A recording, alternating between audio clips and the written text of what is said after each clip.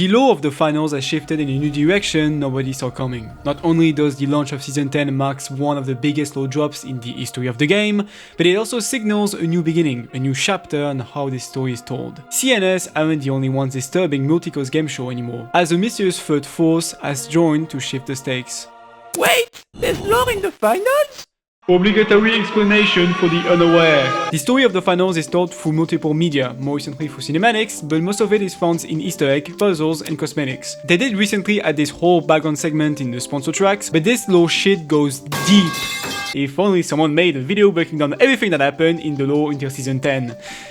Yes, that would be me. Anyways, before we can even get to what happened in Season 10, we need to go back roughly 20 years before Season 1, before even Multico bought the finals. It's the grand finals of the Grand Major. On one side, you've got Ursa, part of Multico's early talent program. He's also their first super contestant. So far, he's been dominating every grand finals, as well as taking the spotlight from Odilia, his opponent. Considered the greatest naturally talented contestant the arena's ever seen, she just came back from a long and overdue break. But something has changed, her build. While she had some of the best-in-class reaction and reflexes, the heavy build kept slowing her down in the arena. But now, she's alive, and she's delivering like no one has ever delivered. Ursa is a weird case because at that point in time, Multico had no reason to promote their brand, let alone sponsor a contestant. And we're almost certain that Odilia won that grand finals, as hinted with the charm in Ursa's bundle, as he apparently consumed just 1 millimeter of Ospuz more than he should, and that's what broke him. Beyond the match outcome, what's interesting here is the relationship between Odilia and Ursa, or at least their supposed relationship. In Ursa's set, we can find a sticker called Final Advice, a handwritten note telling Ursa to not become what they want, signed by a certain O. They is obviously Multico, but we don't know for sure if O stands for Odilia. She is the only character so far whose name starts with an O, and we know for sure that they're from the same era. I mean, they've fought against each other, like even I, the goofy man, can make that link. But again, what does Multico turn Ursa into? What does a super contestant even consist of? A big blob of flesh on steroids with a VR headset strapped into it? A human so modified that he's become a sentient AI disguised as a fridge? Oh wait, that reminds me of someone. Ursa being ripped from a physical body wouldn't even be a reach, after we learn on what the Meatworld, aka the outside world of the finals, actually look like. Extreme heat, so high that 46 degrees in early afternoon is only considered to be warm. Survival gear is normalized in everyday use. People have reflective capes, sand goggles, SPF 900 sunscreen, and respirators on hand. Weather outlooks casually mention electrical sandstorms, acid rains, ozone instability, plastic pollen. Yeah, this is not very fun. To give you an idea, the world is so polluted that a landfill in the middle of the Atlantic has fused into a 3,000-mile wide continent, which was later turned into soil and the production ground of the tiger fruit by Trentilla. 3,000 miles wide. That's basically just as wide as the United States. That is half of Russia. Jesus fucking Christ. And beyond the ecological state of the world being beyond bad, the world is completely desensitized from danger and violence. Let me give you an example. There's a story about some Estonian kids going camping as a school trip in the woods. At some point, the teachers want to start a fire, and instead of having one of the responsible adults using a match, a kid pulls out a Dissun industrial ignition compound. The type of shit you use on a fighter jet. Probably, I don't know science. Anyways, this obviously creates a huge fucking explosion, so powerful that everyone gets blasted in a lake, which means that luckily no one died. But my first concern is how even does a kid manage to get his hand on an industrial fire starter from a full company, manages to bring that in a school camping trip? And my second concern is the school's reaction. The same teachers that almost got a dozen kids killed got the very same class to write a thank you letter to Dissun for the good memories. I'm going to say the most current thing I've ever said on this channel so far, but we need to fire these people immediately. What the fuck are we doing? So yeah, as accepted, the mid space is miserable. Moral standards are at a new low and the world is literally sending itself down. And we can only imagine that things get even worse by the time Multico bought the game show in season 1 and made it into what we know today in the early 2100s. Strap in your Volpe VR headset because now we're diving in the arena. Season 10 was supposed to be a pretty realistic and simple medieval season, with Alpha Acta as their main sponsor. But out of nowhere, someone or something managed to twist everything right as the season launched to be more unpredictable, magical, and fantasy-like. But this time around, this wasn't CNS doing. No hacking was involved, but rather some magic? Okay, so we're entering tinfoil territory here, as most of the hints and no explanation we got so far are from the Battle Pass this season. Huh?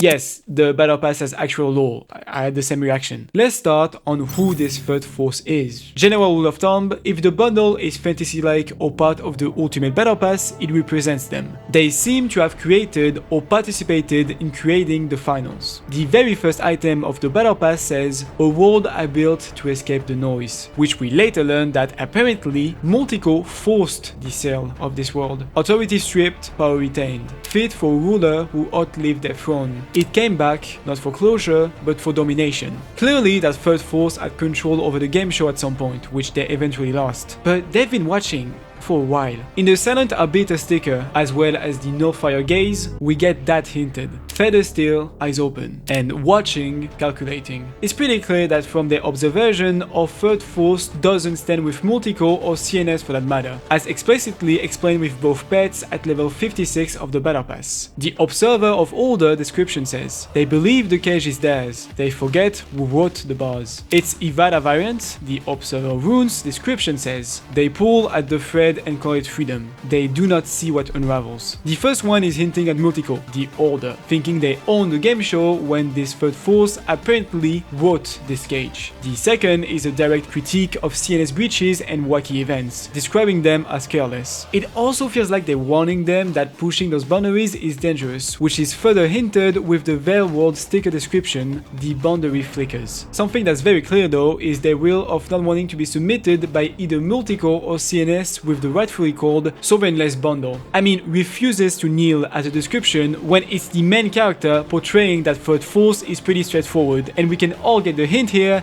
My boy is not a bottom. So who is this third force? The community is divided between two theories. The first is that they're the sentient AI rebelling against its owners, and the second is that they're the original creators of the finals. In my opinion, this cannot be the AI. Not only does description feel way too warm and human to be from a clanker, the Observer of Order pet nails that theory down for me. They believe the cage is theirs. They forget who wrote the bars. Wrote the bars as in writing lines of codes is how I'm reading this. And the AI couldn't write its own code, you know? And there's a lot of other cosmetics that are way too enigmatic. Like the poem on the spellbook, for example, that could potentially lead to other clues on who this third force truly is or their intentions. But there's someone else in this Battle Pass that we need to talk about. He has nothing to do with Multico, CNS, or even the third force. And most people didn't even notice him. Yet, his story seems just as important. Velare. At first, he just seems like a random jester of some sort that popped out of nowhere, but yet, he has 2 pages entirely dedicated to him. In those pages, we learn that Velare became viral overnight on FeedMe, the Twitter of the Finals universe. And unlike most contestants, he never wanted to become famous, as he was just searching for answers, or is he searching for someone? At level 33, you get the Polish Proof Weapon Charm, a seemingly normal bell with a weird inscription on the back, which says 131. We learn in the description that this bell belonged to her, and it was recovered from the ashes after the shutdown. The engraving though came later. We don't know what the shutdown is, but we get some hints on who is this her. A couple years later, we get the Burning Devotion emoticon, which is a burning heart with a jester pattern and described as for contestants who submit completely. To me, it feels like this her Velare is looking for was some sort of romantic relationship. In his bundle, we also get to know that his jacket was made after her favorite colors, and that his gloves were gifted by her in the mid space. Both his headwear and shoes hint that he was just a goofy guy who liked to make her laugh, paying homage by wearing the goofy pony shoes. But one thing that's very confusing to me is the trapped seer background. I'm surrounded by walls, surrounded by fools, surrounded, which seemingly Velare is the one talking here, and seer being synonym of a prophet as well as the background being clearly a tarot card. I went to look up what the 8th tarot card was, and its strength, which doesn't make make any sense because tarot cards about strengths are never portrayed with swords, so this was a dead end. If anyone has an auntie or an ex that knows tarot card, they would be of great use to the Easter egg community. If you needed a reason to send a message to your ex, this is one, I guess. Actually, all that text, because while editing this, I found out that this wasn't supposed to be the 8th tarot card at all, but the 8th of swords, which is part of a sub-tarot set arcana thing. I don't fucking know. Anyways, the meaning of the 8 of swords brings a whole new angle to the Velare storyline. It's described as feeling trapped, hopeless, imprisoned. But that cage is only made from your own thoughts. You're blinded by your own judgment. Could this mean that Velare's search for answers is pointless? That it refuses to see the truth? We don't know for sure, but at least you will not make the mistake of sending a DM to your ex. You're welcome. Coming to the Ivala variants, you very quickly realize that this is Velare, but after he became famous, as all the items from that bundle describes a clear change of events. The bell ring when he moves. He wants someone specific to hear them, as if he found the potential person or group who made her disappear. People talk less when he's wearing this, as if he became a threat. Some verse were never answered, but they will be. It's from a song he made, which first off sounds like a warning, but also he had songs on streaming services or something? I don't know. I couldn't find his SoundCloud rapper page. It also gets even more explicit with the rest of the bundle. It isn't decorative, it's what he started wearing when patients turned into a direction. They aren't symbolic, they're practical. That's how you know something has changed. He has walked a long way in these. He intends to walk further. So apparently, Velare has discovered something and is trying to find out even more. And what's immediately odd to me is that he's now sponsored by Ivala, which is a brand that never had any lore and was always just the premium line of clothing in this game. But them sponsoring both the third force and people who are scoring for answers seems like a clear opposition to Multico. An anti-capitalistic luxury brand sponsor is crazy, not gonna lie. Maybe the person Velare is looking for was one of the victims from the CNS leaks we got in season 7. Maybe he's looking for one of the 3 frogs, or maybe it's someone we don't even know yet. But all we know for sure is that he's not just some random face in a battle pass, but an actual threat to Multico, with knowledge we have yet to acquire.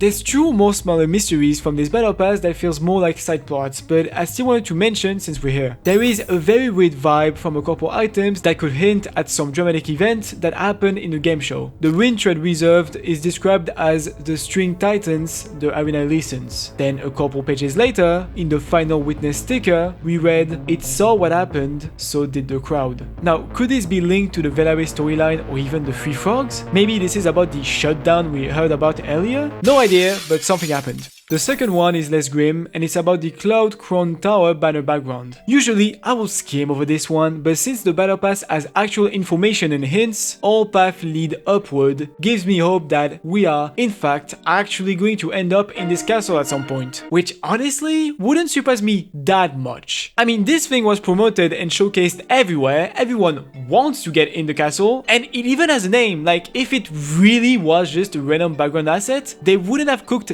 this hard. But that's all we know so far. I had to leave a couple things behind, like other mid-space stories, Scotty's origins, some sponsor lore, mainly Alpha Acta. Because while we did get a lot of background on them and their CEO, it doesn't really link to anything in the big picture. Yet. But if you guys want me to go full nerd on the singular sponsor of the finals, I could see myself making some shorter content, really digging into everything we have on them. So let me know in the comments. But when there's enough to talk about, man, I had. Because if I had to make like a video about ISOL tomorrow, there would be nothing else to add that I haven't said in my original lore vid. But who do you guys think the third force is? What does Velare know and who is he looking for? What does Ursa body look like in the Meatworld? Am I reading the battle pass wrong? I'm baiting you into commenting this video.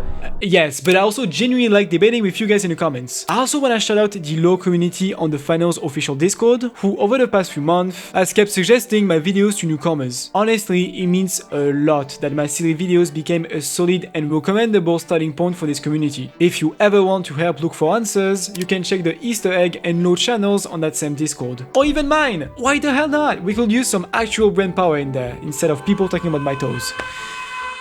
Alright, happy birthday to this channel! Woohoo! They grew up so fast. To celebrate, I'm making my very first Q&A, so if you have any questions you want to ask me, you can submit them under this YouTube post, this tweet, or even in the Discord. They will all be linked down below. Anyways, we should be done for today, and I'll keep the emotional yap for the Q&A. So, obligatory social plug, and as always, thank you guys for watching, and I'll catch you in the next one. Another 4 weeks before the next video. As always.